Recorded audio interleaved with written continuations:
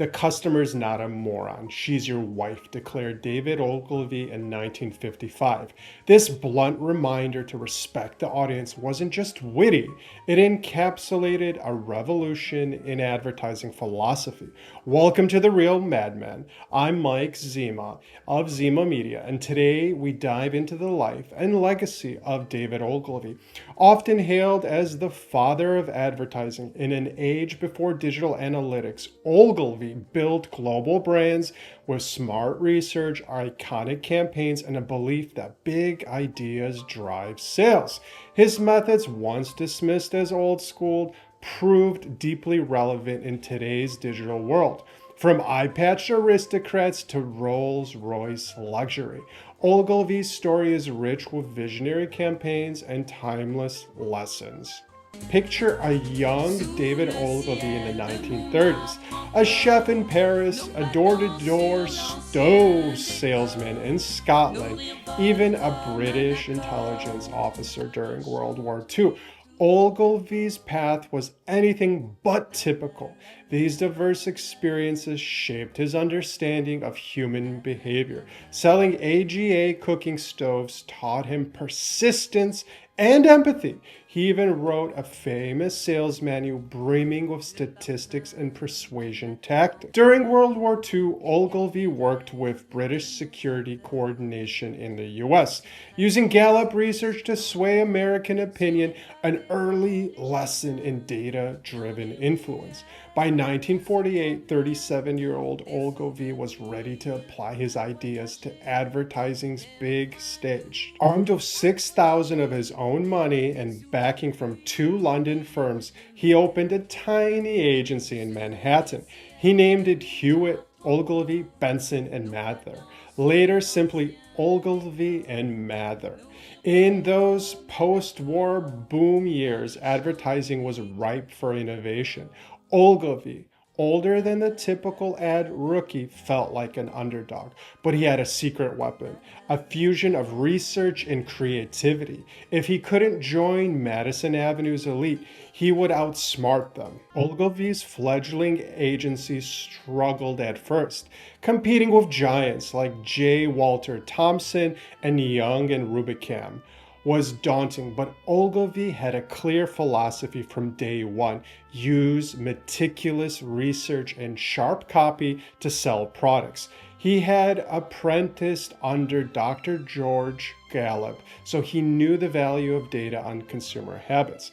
Unlike many madmen of his era who relied on gut instincts, Ogilvy believed in testing, polling, and understanding the deep customer at a level. He also admired 2 clashing schools of advertising: the image-driven glamour of Raymond Rubicam and the no-nonsense sales copy of Clyde Hopkins. Ogilvy set out to reconcile image and claim, art and science. His agency's early ads weren't about fluff. They were about what he famously called reason why advertising. Give customers reasons to buy in an engaging way. By the early 1950s, Ogilvy and Mather started landing small accounts, eager to stand out. Ogilvy's strategy: do spectacular work for small clients to attract bigger ones, and it worked. His breakthrough would come from 3 unorthodox campaigns that Madison Avenue simply couldn't ignore. Each would become the stuff of advertising legend and set benchmarks that even today's digital campaigns strive to reach. A 1951 Ogilvy print ad introducing the man in the Hathaway shirt, featuring a disfigured gentleman with a black eye patch. The man in the Hathaway shirt was in 1951. A small Maine shirt maker named Hathaway had a meager $30,000 ad budget. Ogilvy took the account and produced an ad that changed advertising forever. The print ad showed a well-groomed man with a mysterious black eye patch, dressed impeccably in a Hathaway shirt. The headline simply teased, "The man in the Hathaway shirt." It was a masterstroke of story appeal. That eye patch begged the question, who is this man and what's his story? In truth, the model, Baron George Wrangel, hadn't lost an eye at all. The eye patch was a last-minute prop inspired by a photo Ogilvy saw of a diplomat, but it instantly gave the ad personality and intrigue. The results were immediate and astonishing.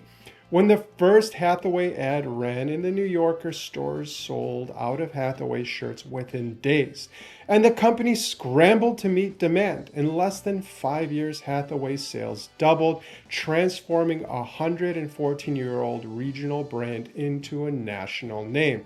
The ad's success wasn't just luck, it was Ogilvy proving that branding and curiosity could sell a product as mundane as a dress shirt. He effectively turned a shirt into a status symbol.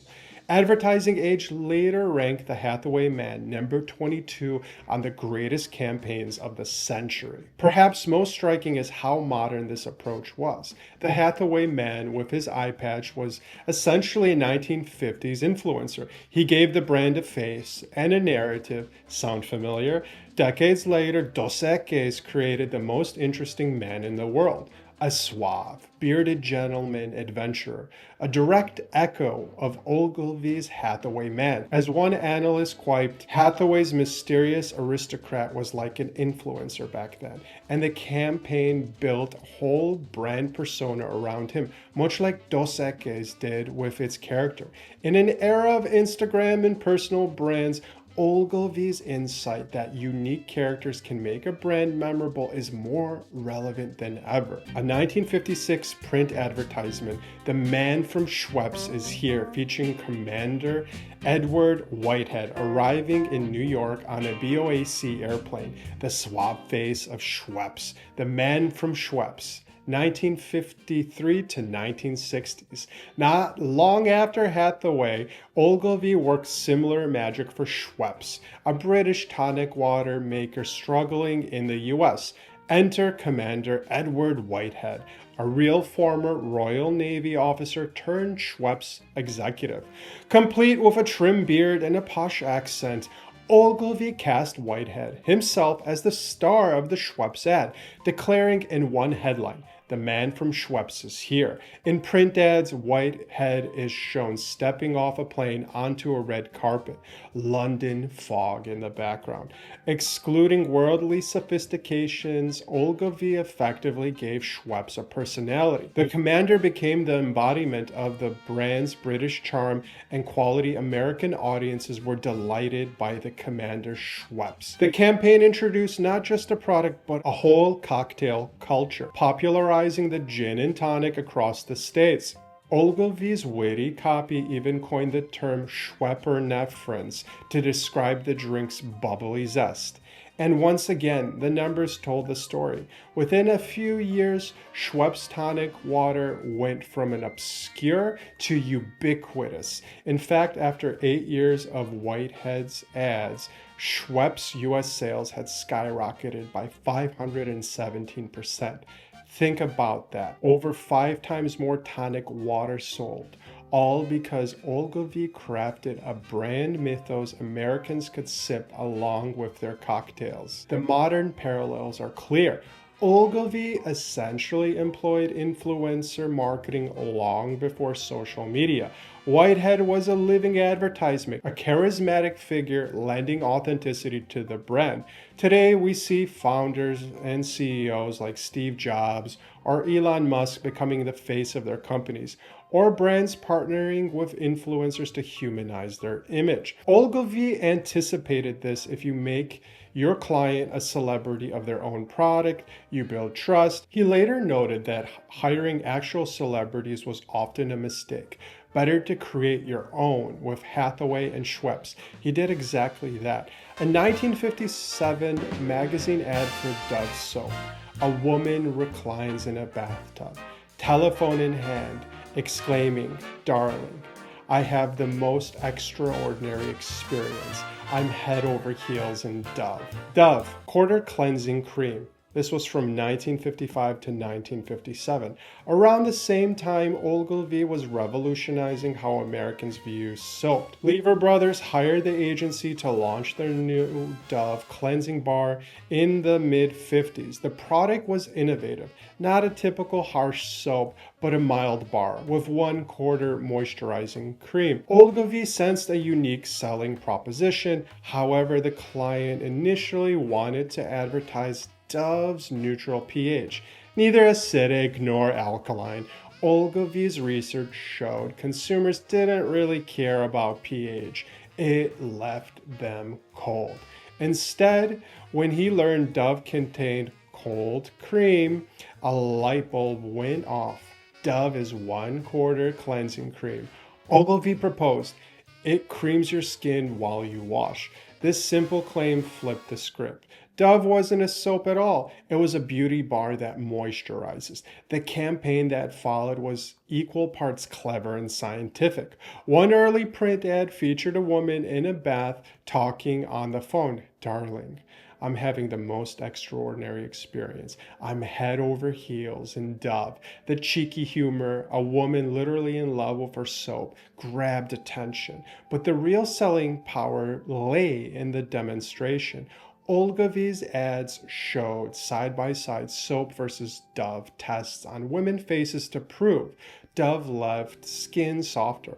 On TV, they poured quarter cleansing cream into a Dove mold to dramatize the point. The fact viewers and readers saw the difference. Over the years, this strategy paid off. Dove grew into the #1 cleansing brand in the world. Yes, the same Dove that today runs the Real Beauty campaign, a brand still with Ogilvy as its agency and still leveraging the Gentile caring image first crafted in the 50s.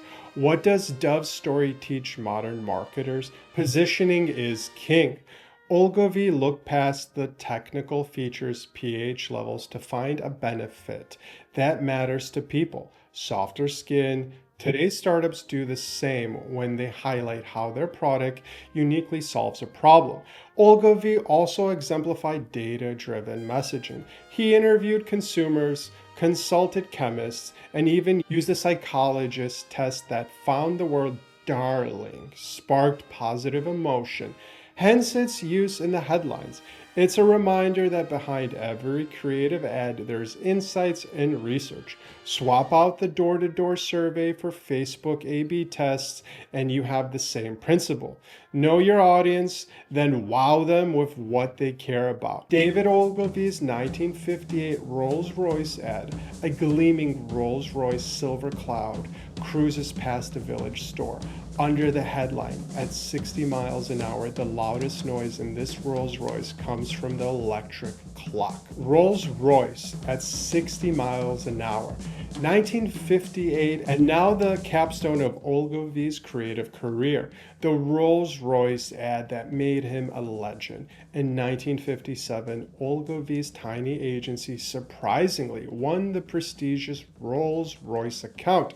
He threw himself into research for 3 weeks, reading technical reports and car reviews. The payoff was perhaps the most iconic car advertisement ever written. The headline, 27 words long, was actually a factual quote Ogilvy spotted in a British car magazine. At 60 miles an hour, the loudest noise in this new Rolls-Royce comes from the electric clock. In one stroke, this line conveyed the almost eerie quiet and luxury engineering of the car. It wasn't hype, it felt like a revelation. Below the headline, Ogilvy's copy piled on specific details. 719 words of them in the first ad, listing feature after feature of the Rolls. From the precision of its engine to the craftsmanship of its interior. He later joked that so many people repeated the word diffident used in the copy that he knew they had actually read his long ad. By traditional creative standards, this ad shouldn't have worked. It was essentially a print brochure in an era of short, snappy slogans. But Ogilvy proved an important truth. The more you tell, the more you sell. Give people the meaningful facts, present elegantly, and they will even read a 700-word ad. The Rolls ad ran in just 2 magazines, including the New Yorker and 2 newspapers, targeted media for wealthy car buyers. It cost Rolls-Royce $25,000 in media spend at the time. The result? Rolls-Royce sales jumped 50% in the year following the ad's debut. The tiny agency's bold approach had not only sold cars, it also sold Ogilvy and Mather to the world. Suddenly, every major client wanted the Ogilvy touch. Shell Oil signed on, boosting the agency's billing by 50% in the 1960s, and other blue chip brands followed. For modern advertisers, the Rolls-Royce ad is like a template for high-end product marketing. Scroll through a tech gadgets product page today, you'll often find an evocative tagline up top and a lengthy list of specs and benefits below. Ogilvy did it first. On paper, he also implicitly understood content marketing before the term existed. He gave his audience value, information, essentially a mini article about what makes Rolls-Royce the best, thereby persuading them, and he respected the intelligence of the consumer, a core Ogilvy belief. The consumer isn't a moron. She is your wife. He reminded ad men, meaning never talk down to your audience. The Rolls ad exemplified this respect by assuming readers wanted substance, not just fluff. In today's data-rich marketing, we sometimes forget that a compelling message can be simple and factual. Ogilvy married branding and data seamlessly. The image of a graceful Rolls branding plus a tech fact from a research data equaled marketing magic. By the 1960s, David Ogilvy had become, as Time magazine put it, the most sought-after wizard in today's advertising industry. He was a superstar of Madison Avenue, a real-life madman whose life philosophy was documented in the bestsellers like Confessions of an Advertising Man and Ogilvy on Advertising. But the advertising changed drastically. After Ogilvy's era, TV became king, then digital marketing upended everything. You might wonder, were Ogilvy's methods rendered obsolete? After all, he preached long copy, print ads, and rigorous research in an age of mail surveys, far from the instant programmatic 228-character tweets and TikTok videos of today. The surprising truth is that Ogilvy's core ideas are more relevant than ever. In the early 2000s, as digital ads and click-through rates rose, some proclaimed the death of old-school advertising wisdom. But as the digital marketing industry matured, it rediscovered the fundamentals that Ogilvy championed decades ago: branding and big ideas. Ogilvy believed in building a consistent brand image. Hathaway's aristocrat, Schweppes commanders, Dove's gentle purity, Rolls engineering excellence. Today we see brands large and small investing heavily in storytelling and identity on social media. Viral content and impressions are meaningless without a cohesive brand message behind them. Ogilvy knew that. In fact, he once said every advertisement should be thought of as a contribution to the complex symbol, which is the brand's image. Modern marketers chasing memes and quick hits are coming full circle to realize brand trust and recognition. What Ogilvy excelled at are the enduring assets. As one recent commentary noted, Ogilvy's principles are as relevant in today's digital age as they were in the Mad Men era. Research and analytics. Long before Google Analytics dashboards, Ogilvy was testing headlines and measuring responses. He famously wrote 26 different headlines for the Rolls-Royce ads and had colleagues vote on the best. A rudimentary A/B test. He studied audience surveys to craft Dove's messaging and refused to run Dove's ads on popular Western TV shows because research told him you can't sell Dove on horseback.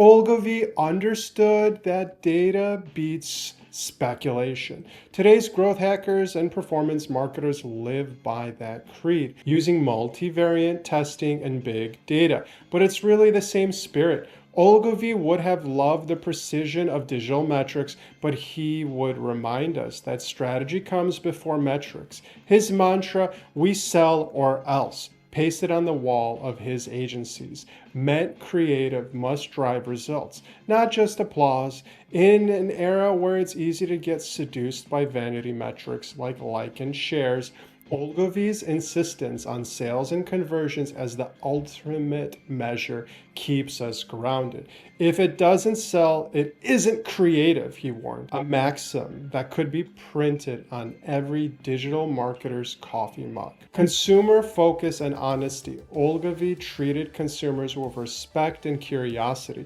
He wrote in Confessions, "The consumer isn't a moron, she's your wife." That ethos is at heart the user-centric marketing today.